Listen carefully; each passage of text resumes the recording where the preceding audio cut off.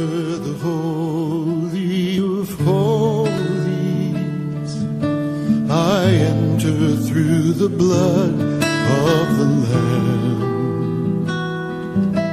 I enter to worship you only. I enter to honor I am. Lord, I worship. Ni par force, ni par puissance, mais par ton esprit. Envoie ton esprit. Ni par force, ni par puissance, mais par ton esprit. Envoie ton esprit.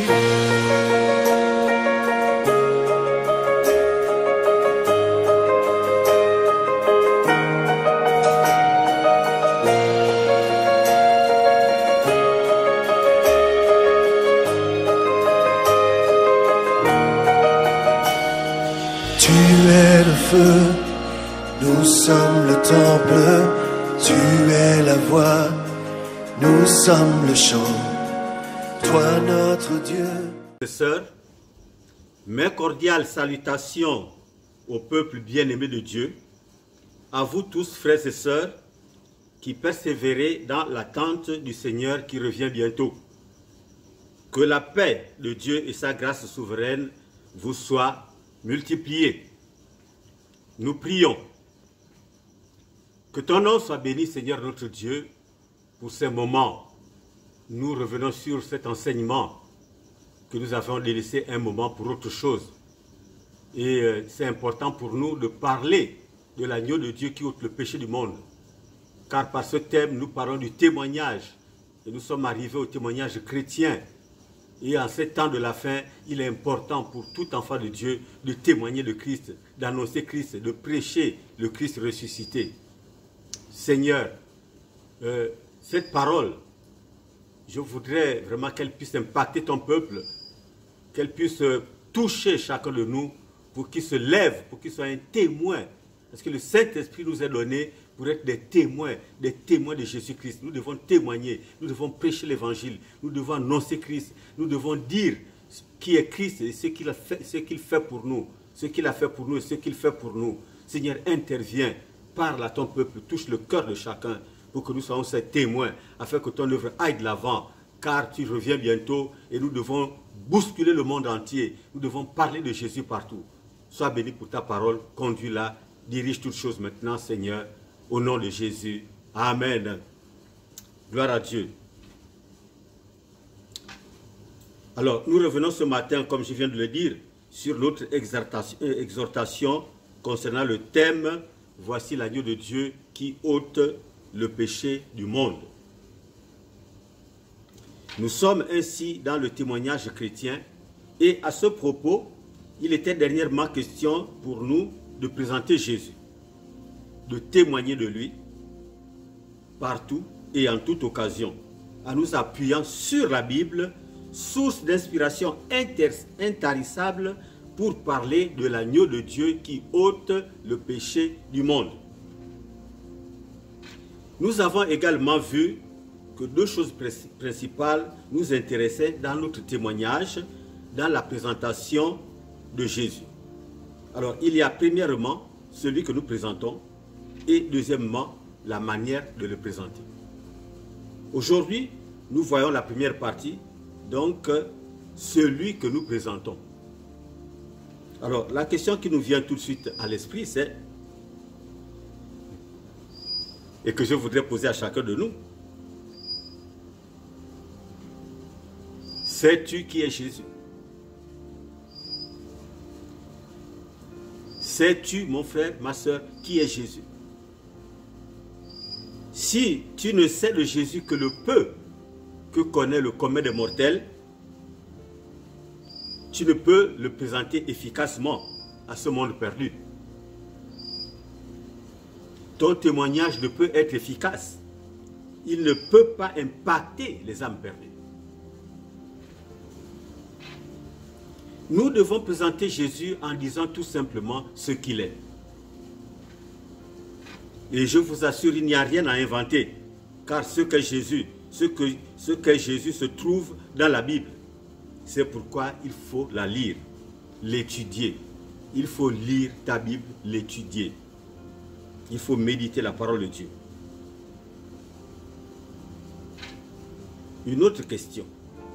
Sais-tu que témoigner de Jésus, c'est le louer, c'est le célébrer, c'est l'adorer? Qu'est-ce que témoigner de Jésus? Ou si vous préférez, à notre manière de parler, témoigner de Jésus, c'est quoi? Eh bien, témoigner de Jésus, c'est le présenter aux hommes. C'est parler de lui, c'est dire ce qu'il est,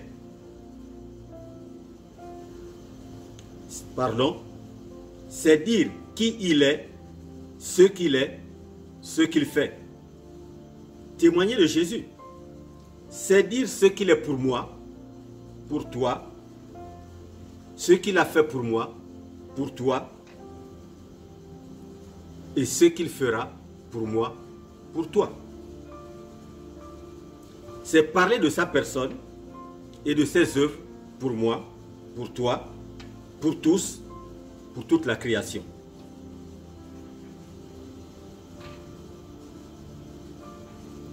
Alors, on est un peu dans les questions, un peu vraiment dans les questions.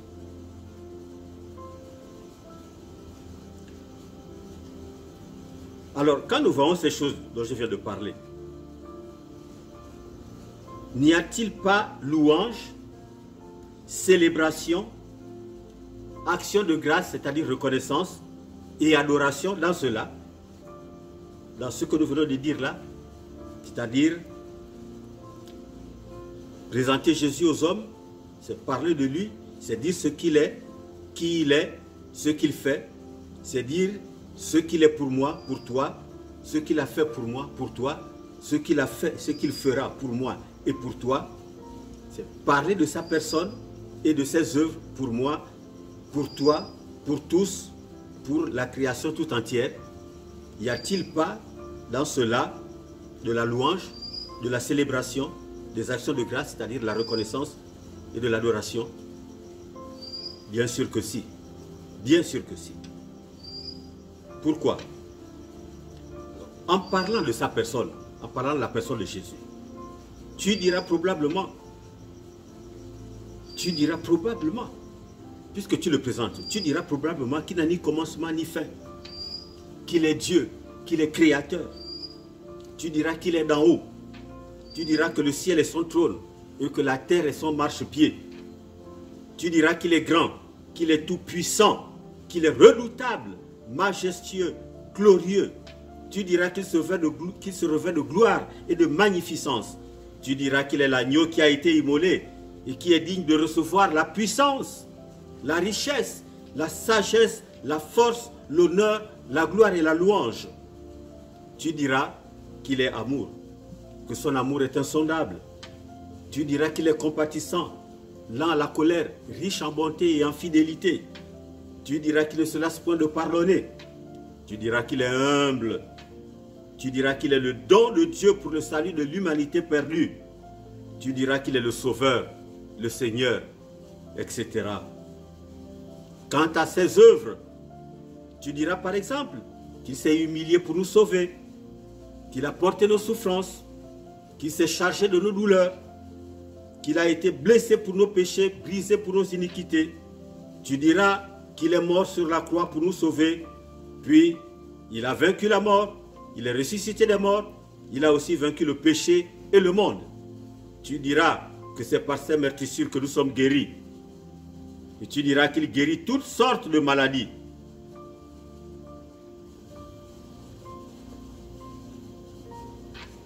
Tu diras qu'il guérit ceux qui ont le cœur brisé, qu'il rend la liberté aux captifs et qu'il délivre les prisonniers. Tu diras qu'il lave et purifie par son sang tout ce qui vient à lui. Tu diras que sans lui, nous ne pouvons rien faire. Toutes choses subsistent en lui et nous obtenons tout en son nom et par son nom. Tu diras qu'il opère des guérisons, des miracles et des prodiges. Tu diras qu'il est le Dieu qui calme les tempêtes, qui marche sur les eaux, qui ressuscite les morts, etc.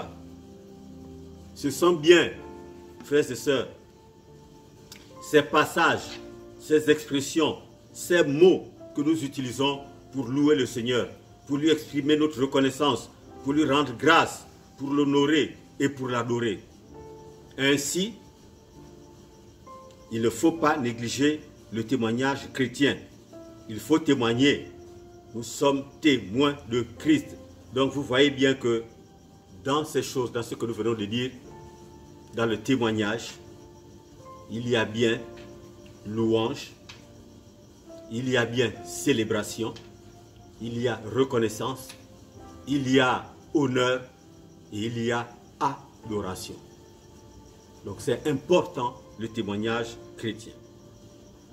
Celui qui témoigne a l'avantage donc de prier sans cesse. Pourquoi je dis cela? Je dis cela parce que, en effet, en associant 7 temps de prière, 7 temps de lecture et de méditation de la parole, quand il faut y ajouter le témoignage chrétien, le témoignage, alors cette personne, ce frère qui fait cela est constamment en communion avec le divin. Tout le temps, il est en train de louer, de célébrer, d'adorer, d'honorer et de prêcher. Donc nous comprenons bien que s'il y a quelqu'un qui répond à cette parole du Seigneur, prier sans cesse, c'est celui qui témoigne. Le témoin de Christ répond à cette parole du Seigneur, prier sans cesse. Parce qu'il est tout le temps en train de méditer, tout le temps en train de prier, tout le temps en train d'exhorter, en train de témoigner de Christ, en train de prêcher. Donc, dans sa pensée, dans sa conscience, il est en communion avec Dieu.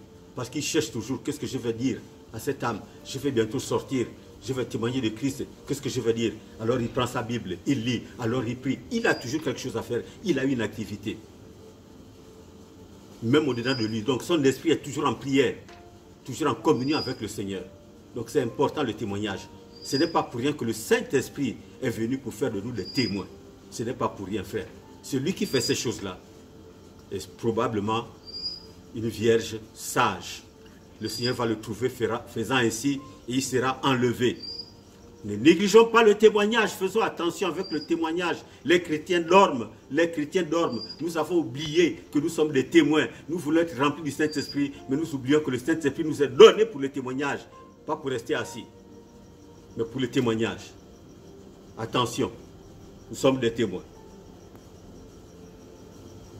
Alors, que dire de plus? Enfin, j'ai recherché pour nous dans la Bible quelques mots et quelques expressions pour nous aider à présenter Jésus selon ce qu'il est. Témoignons de Jésus comme il se doit. Comment présenter Jésus? Qui est Jésus? Alors, je vais dire quelques expressions, quelques mots qui doivent nous aider normalement à témoigner de Jésus. Ces mots-là, je ne les ai pas inventés. Ils sont dans la Bible. Alors, nous voyons que dans la Bible, il y a des mots qui sont au premier degré, au premier niveau. C'est-à-dire, tout de suite, il est dit, par exemple, Jésus est ceci. Mais il y a des expressions et des mots qui sont cachés. On parle de Jésus et ces termes-là sont sous-entendus.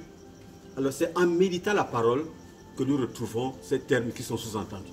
C'est en cherchant, en méditant, que nous retrouvons certaines expressions qui apparemment n'apparaissent pas tout de suite, n'apparaissent pas comme j'ai dit au premier degré, mais sont comme enfouies dans la parole. Et c'est là, ce sont ces choses-là qui sont importantes. Donc, celui qui lit connaît toutes ces choses-là. Celui qui lit trouve. Celui qui cherche trouve. Alors, qui est Jésus? Comment devons-nous le présenter? Donc, nous avons vu que nous sommes dans le premièrement, la personne que nous présentons, celui que nous présentons. Alors, Jésus, Jésus c'est Emmanuel, c'est-à-dire Dieu parmi nous. Ça se trouve dans Ésaïe 7, verset 14. Jésus, la Bible le présente dans Ésaïe 9, 5 comme admirable, conseiller, Dieu puissant, Père éternel, Prince de la paix. Dans Ésaïe 26, 4, il est l'Éternel. Dans Ésaïe 33, 22, il est le législateur. Dans Ésaïe 43, de même que dans Jean chapitre 20, verset 28, il est Dieu. Dans Ésaïe 40, verset 5, il est la gloire de l'Éternel. Dans Ésaïe 51, 9, il est le bras de l'Éternel ou la main de l'Éternel. Dans Ésaïe 53, 3, il est l'homme de douleur. Dans Ésaïe 54, verset 4, il est le conducteur. Dans Ésaïe 59, verset 20, il est le rédempteur. Dans Jérémie 23, verset 6, il est l'Éternel, notre justice. Dans Malachie 3, verset 1er, il est le messager de l'alliance. Dans Malachie 3, verset 20, il est le soleil de justice. Dans Marc 1er, verset 24, il est le Saint de Dieu. Dans Luc 1er, verset 32, il est le Fils du Très-Haut. Dans Luc 1er,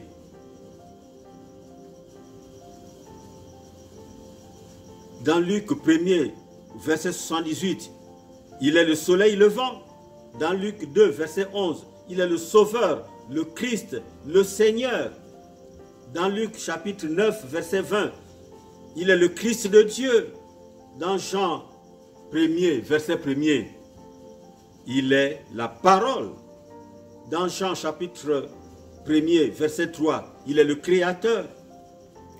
Dans Jean chapitre 1, verset 9, il est la véritable lumière. Dans Jean 1er, verset 14, il est la vérité. Dans Jean 1er, verset 29, ce que nous savons, c'est notre thème d'ailleurs, il est l'agneau de Dieu. Dans Jean chapitre 1er, verset 41, il est le Messie, il est le pain de vie. Dans Jean 6, 35, il est la lumière du monde. Dans Jean 8, 12, il est le je suis. Dans Jean 8, 58, il est la porte. Dans Jean 17, il est le bon berger. Dans Jean 10, 11, il est la résurrection et la vie. Dans Jean 11, 25, il est la vie. Dans Jean 14, 6, il est le vrai cep. Dans Jean 15, 1, il est le Fils de Dieu. Dans Jean 20, 31, il est le prince de la vie. Dans Acte 3, 15, il est le juste. Dans Acte 7, 52, il est le Seigneur de tous. Dans Acte 10, 36, il est le libérateur. Dans Romains 11, 26, il est le Seigneur de gloire. Dans 1 Corinthiens 2, 8, il est le rocher, ou si vous voulez le rocher des âges. Dans 1 Corinthiens 10, 4, il est l'image de Dieu. Dans 2 Corinthiens 4, 4, il est le chef suprême de l'Église. Dans Éphésiens 1, 22, il est la pierre angulaire. Dans Éphésiens 2, 20, il est le roi des siècles. Dans 1 Timothée 1, 17, il est le médiateur. Dans 1 Timothée 2, 5, il est le roi des rois et le seigneur des seigneurs. Dans 1 Timothée 6, 15, il est l'auteur du salut éternel. Dans Hébreux 5, 9, il est le chef et le consommateur de la foi, c'est-à-dire l'auteur de la foi. Dans Hébreux 12, 2, il est le souverain pasteur. Dans 1 Pierre 5, 4, il est l'avocat. Dans 1 Jean 2, 1, il est le témoin fidèle, le premier-né des morts, le prince des rois de la terre. Dans Apocalypse 1, 5, il est le tout-puissant. Dans Apocalypse 1, 8, il est le premier et le dernier. Dans Apocalypse 1, 17, il est le vivant, celui qui était mort, qui vit et qui vit au siècle des siècles. Dans Apocalypse 1, 18, il est l'Amen, le témoin fidèle et véritable, l'auteur de la création. Dans Apocalypse 3, 14, il est le lion de la tribu de Juda, le rejeton de David. Dans Apocalypse 5, 5, il est le roi des nations. Dans Apocalypse 15, 3, il est la parole de Dieu. Dans Apocalypse 19, 13, il est l'alpha et l'oméga, le commencement et la fin. Dans Apocalypse 22, 13, il est le rejeton et la postérité de David, l'étoile brillante du matin. Dans Apocalypse 22, 16, alléluia, gloire à Dieu. C'est lui, c'est Jésus-Christ, le Fils du Dieu vivant. C'est l'agneau de Dieu qui ôte le péché du monde. Il est le premier et le dernier. Sachez, frères, que Jésus sauve. Jésus guérit. Jésus baptise du Saint-Esprit. Jésus revient bientôt. Bientôt, nous entendrons déjà ses pas. Il est celui qui est, qui était et qui vient, le Tout-Puissant. Celui qui tient les clés de la mort et du séjour des morts. Témoigne de Jésus. Annonce ces choses. Annonce-le. Prêche Jésus, ne te tais point. Sois un messager de Christ. C'est ça notre mission. L'Église doit témoigner. Les chrétiens doivent témoigner. L'Église a un ministère. L'Église doit témoigner de Jésus-Christ, le Fils de Dieu. C'est lui. Il n'y a pas un autre. Vous voyez, nous avons toutes choses en son nom. Oh, alléluia, gloire à Dieu. Son nom nous a été donné. C'est lui qui nous purifie. C'est lui qui nous sanctifie. C'est lui, c'est Jésus. Il n'y a pas un autre. Il est le Fils de Dieu. C'est lui. Il n'y a pas un autre. Je vais maintenant prier. Je vais prier pour les malades. Parce qu'en ce moment, il y a beaucoup de malades. En dehors de la Covid-19, il y a beaucoup d'autres maladies. Et les gens, en ce moment, sont en train de négliger les autres maladies à cause de cette pandémie. Et beaucoup de gens, malheureusement, meurent des autres maladies. Mais on les mélange tous avec ceux de la Covid. Alors, je vais prier. Seigneur, tu es ce Dieu-là que nous présentons. Jésus-Christ, le Sauveur du monde. Celui qui guérit, celui qui sauve, qui guérit, celui qui baptise du Saint-Esprit, celui qui revient, le Tout-Puissant, celui qui était, qui est et qui vient. Seigneur, celui qui tient la clé de la mort et du séjour des morts. C'est toi Jésus, tu es le guérisseur. Alors Seigneur, je t'invoque à cette heure pour tous ceux qui sont malades, ton peuple, je pense premièrement à ton peuple, à tes enfants, Seigneur. Oh, accorde une pleine guérison à tes enfants. Je te prie, Seigneur, de guérir celui-là qui est couché sur son lit dans sa maison. Touche-le, Seigneur, que ta main qui n'est pas trop courte pour sauver, pour guérir, le touche là-bas, pour le sauver, pour le guérir. Seigneur, que ta main aille jusque dans les hôpitaux, Seigneur, dans les lits de tes enfants qui sont malades, dans les hôpitaux, et tous ceux qui sont avec eux dans les mêmes chambres, pour une guérison totale. Je prie aussi pour ceux qui ne te connaissent pas, Seigneur, parce que parmi eux, il y en a qui se donneront. Il ne faut pas qu'ils meurent, Seigneur, avant de t'avoir connu. Guéris-les, guéris quelle que soit la maladie. Étends ta main, Seigneur, ta main guérissante, Seigneur, qu'elle se pose, Seigneur, sur tous ceux qui sont malades. Agis au milieu de ton peuple et au milieu des méchants, parce que tu es le Dieu qui a dit, toutes les âmes sont à moi. L'âme du méchant comme l'âme du juste comme l'âme du méchant. Et oui, tu ne veux pas la mort du méchant, mais tu veux que le méchant se répande, parce que tu veux le sauver. Tu veux qu'il se détourne de ses mauvaises voies. Sois béni, Seigneur, pour la guérison, pour la délivrance. Je prie aussi, Seigneur, pour que tu pourvoies aux besoins de ton peuple, de tes enfants. Seigneur, tu es notre Dieu. Tu sais pourvoir. Tu es notre Père. Tu es notre Père. Tu es un Père. Tu as des enfants. Tout Père, même nous qui sommes méchants, nous pourvoyons tant que nous pouvons aux besoins de nos enfants, aux besoins des nôtres. À combien plus forte raison, toi qui es Dieu, toi qui es notre Père Céleste, Seigneur, pourvois aux besoins de tes enfants. Et je te bénis de ce que tu pourvois aux besoins de tes enfants. Tu agis, tu sais où prendre. Nous vivons une vie de miracle parce que nous avons un Père Céleste qui pourvoit à tous nos besoins. Sois béni pour cela, Seigneur. Merci. Et je prie maintenant, Seigneur, pour ton peuple à cause de ta parole. Seigneur, que ta parole touche ton peuple, qu'elle touche tout un chacun, Seigneur. Que ton peuple se lève.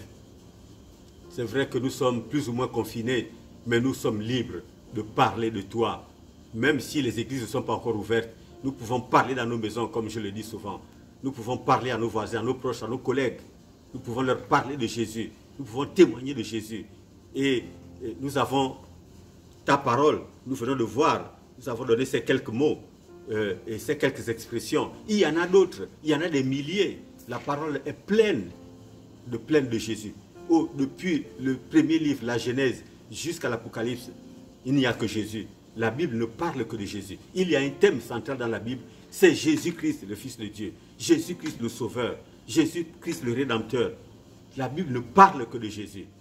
Donc il y a des milliers et des milliers d'expressions et de mots pour présenter Jésus. Que ton peuple ouvre sa Bible, que ses yeux s'illuminent et qu'il voit, Seigneur, toutes ces expressions-là, et qu'ainsi il puisse te présenter au monde perdu, qu'il puisse témoigner de toi, afin qu'un plus grand nombre soit sauvé. Sois béni à jamais. Merci pour ta parole. Je te rends toute la gloire et je bénis ton Saint-Nom. Merci. Sois béni au nom de Jésus. Amen. Je sonne de la trompette, car Jésus-Christ est Seigneur. Jésus-Christ est Seigneur, mon frère, ma soeur. Jésus-Christ est Seigneur. Jésus-Christ est Seigneur. Jésus-Christ est Seigneur. Jésus-Christ est Seigneur. Jésus-Christ est Seigneur. Il est le Seigneur, il n'y a pas un autre. C'est Jésus qui est le Seigneur. Jésus-Christ est Seigneur. Alléluia. Oh, gloire à Dieu. Que le nom du Seigneur soit béni à jamais. Amen.